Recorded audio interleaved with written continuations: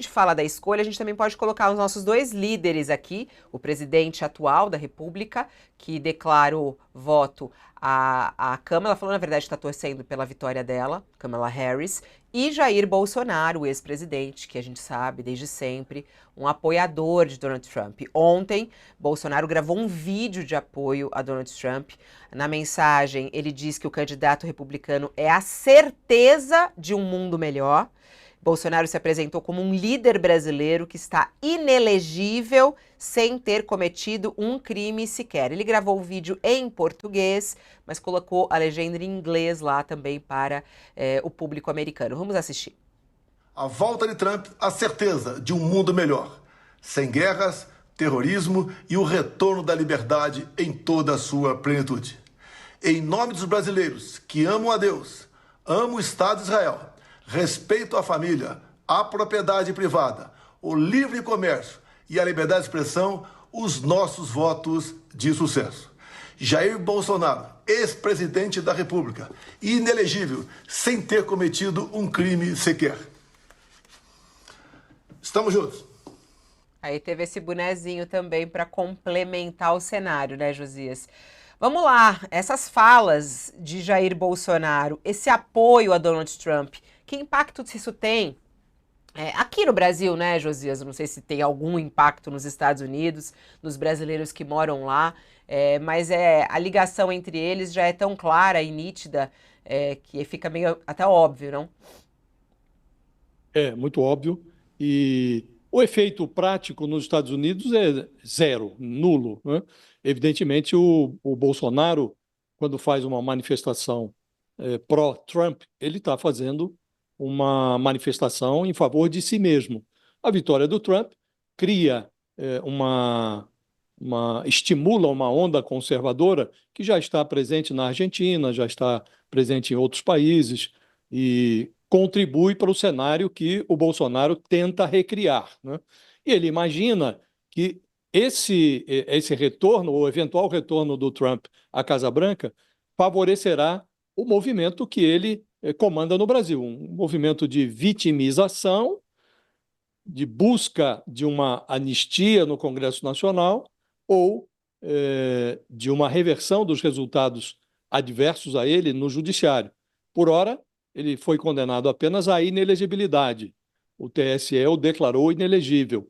Foi a única pena a que ele foi submetido por enquanto. Aliás, saiu barato. Depois de tudo que ele fez na presidência, por ora, está barato. Mas não vai ficar nisso. Sabemos todos que estão por vir as condenações criminais contra o Bolsonaro.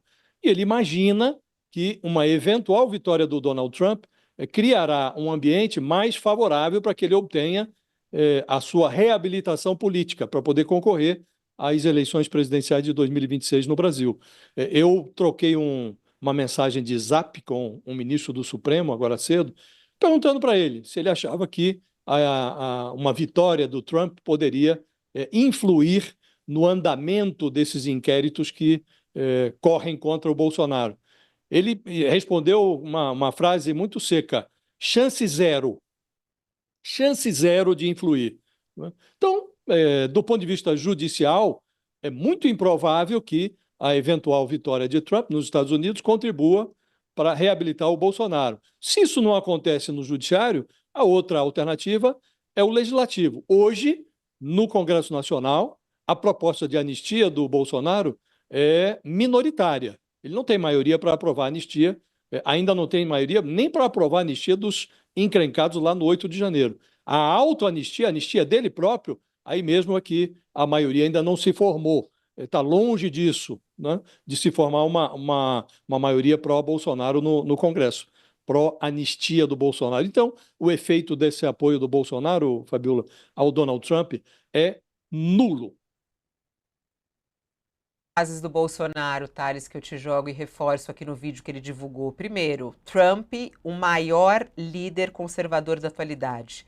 Você concorda? É isso mesmo? Trump representa tudo isso? É o maior líder conservador ou é outro nome? E mais, ele diz, estou inelegível sem ter cometido um crime sequer. Olha, o Trump é realmente o maior líder conservador do momento. Infelizmente, ultraconservador. Mas os conservadores que tenham opções mais democráticas têm, infelizmente, que amargar esse líder ultraconservador com maior proeminência que ele. Infelizmente é isso. Mas, como eu disse lá no início, esse conservadorismo dele não deverá influir na decisão das instituições democráticas. Ao contrário, vai fazer com que as instituições democráticas do Brasil reajam ao risco de um Bolsonaro, por exemplo, que está aí festejando, dizendo que o Trump pode fazer com que ele ganhe a liberdade dele, pessoal, porque, na verdade, é isso que ele está dizendo. Na verdade, as instituições não querem a volta do Bolsonaro. O Bolsonaro foi uma ameaça séria à democracia, abriu guerra contra o Supremo Tribunal Federal, abriu guerra contra o Congresso, abriu guerra contra as leis em geral.